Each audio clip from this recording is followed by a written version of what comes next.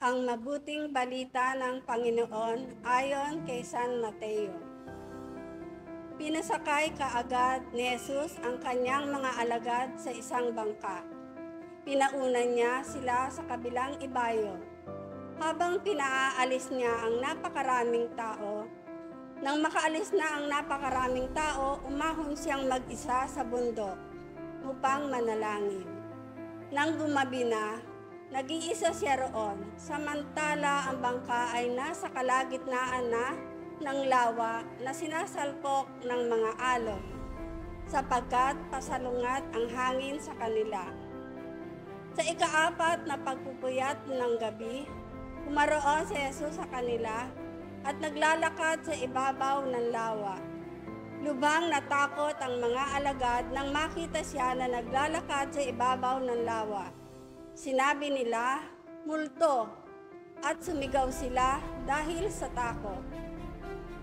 Nagsalita kaagad si Jesus na sinabi sa kanila, "Lakasan ninyo ang inyong loob. Ako ito, huwag kayong matakot." Sumagot sa kanya si Pedro, "Panginoon, ikaw nga, hayaan mong makaparian ako sa iyo sa ibabaw ng tubig." At sinabi niya, "Halika." Pagkababa ni Pedro mula sa bangka, lumakad siya sa ibabaw ng tubig, papunta kay Jesus. Ngunit nang makita niya ang malakas na hangin, natakot siya at nagsimulang lumubog. Sumigaw siya na sinasabi, "Panginoon, sagipin mo ako." Kaagad na iniunat ni Jesus ang kanyang kamay at hinawakan siya. Sinabi niya sa kanya, "O, ikaw na maliit ang pananampalataya, bakit ka nag-aalinlangan?" Nang makasakay na sila sa bangka, tumigil ang hangin. Kaya ang mga nasa bangka ay lumapit at sumamba kay Jesus. Sinabi nila, "Totoong ikaw nga ang anak ng Diyos." Nang makatawid na sila, dumating sila sa lupain ng Genesaret. Nang makilala siya ng mga tao sa dakong iyon, pinamalita nila sa buong palibot ng lupaing iyon. Kaya dinala nila ang sakay niya sa lahat ng mga may sakit. Pinamanhi nila sa kanya na ipahipo man lamang sa kanila ang laylayan ng kanyang damit. At lahat ng humipo sa kanyang damit ay pinagaling niya ng lubos. Ang mabuting balita ng Panginoon. Ang paglalakad ni Jesus sa ibabaw ng tubig ay isang makapangyarihang imahe ng pananampalataya at pagtitiwala sa gitna ng mga pagsubok. Ang mga alagad na nasa isang bangka na sinasalpok ng malalakas na alon ay kinakatawa ng ating karanasan bilang mga mananampalataya. Nahaharap sa mga hamon at takot na maaaring magparamdam sa atin na parang nalulunod. Ang paglitaw ni Jesus, paglalakad sa ibabaw ng tubig ay nagpapakita ng kanyang kapangyarihan at ang kanyang kakayahang iligtas tayo sa ating mga paghihirap. Malakas na hangin at alon ay sumisimbolo sa mga pagsubok at kahirapan na ating kinakaharap sa buhay. Maaaring ito ay mga personal na problema, mga hamon sa relasyon, o mga paghihirap sa pananalapi. Ang mga ito ay maaaring magdulot ng takot at pag-aalinlangan na nagpaparamdam sa atin na parang nalulunod. Ang paglitaw ni Jesus sa gitna ng bagyo ay nagpapakita ng kanyang presensya sa ating buhay.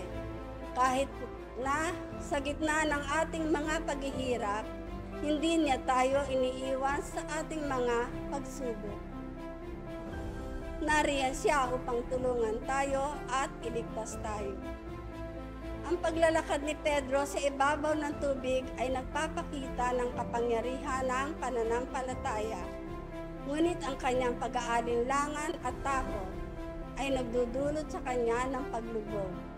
Ang aral dito ay ang kahalagahan ng pagtitiwala sa Diyos sa lahat ng oras, kahit na may mga paghamon. Ang pag-aalinlangan ay nagpapahina sa ating pananampalataya. Ang pagsagit ni Jesus kay Pedro ay nagpapakita ng kanyang awa at pagmamahal. Hindi niya tayo iniiwan sa ating mga pagkakamali. Handa siya na tulungan tayo sa tuwing tayo ay mapapariwara. Ang paggalang at pagsamba. Ang pagsamba ay mga alagad ng mga alagad kay Jesus. Pagkatapos ng pangyayari ay nagpapakita ng kanilang pagkilala sa kanyang pagka-Diyos. Ang pagdaig sa ating mga takot at pagtiwala sa Diyos ay nagdudulot ng pagsamba at pasasalamat. Ang hamon para sa atin ay ang paglinang ng ating pananampalataya upang mapagtagumpayan ang ating mga takot at pag-aalinlangan. Paano natin maipakita ang ating pagtitiwala sa Diyos sa gitna ng mga pagsubok? Paano natin mararanasan ang kanyang presensya at kapangyarihan sa ating buhay? Ang paglalakad ni Jesus sa ibabaw ng tubig ay hindi lamang isang himala, kundi isang paalala na ang Diyos ay laging naroon upang tulungan tayo at ang pagtitiwala sa Kanya ang susi sa pagdaig sa ating mga hamon. Ang pag-aalinlangan ay nagdudulot ng paglubog. Ang pananampalataya naman ay nagdudulot ng paglakad sa ibabaw ng tubig, sa ibabaw ng ating mga pagsubok.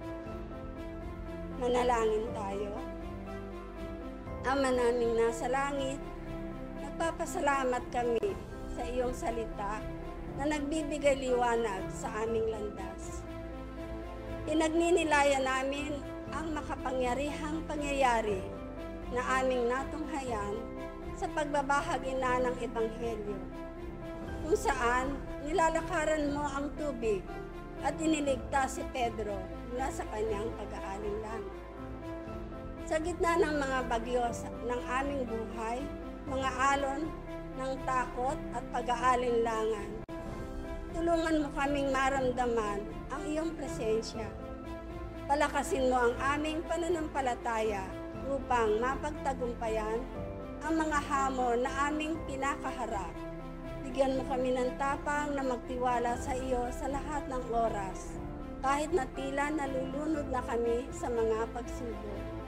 Ituro mo sa amin kung paano namin maipakikita ang aming pagtitiwala sa iyo sa pamamagitan ng aming mga salita at gawa. Bigyan mo kami ng lakas na huwag mag-aalinlangan at ng pag-asa na ikaw ay laging naroon upang tulungan kami. Salamat sa iyong walang hanggang pag-ibig at awa. Ikaw ang aming kanlungan sa mga panahon ng kagipitan.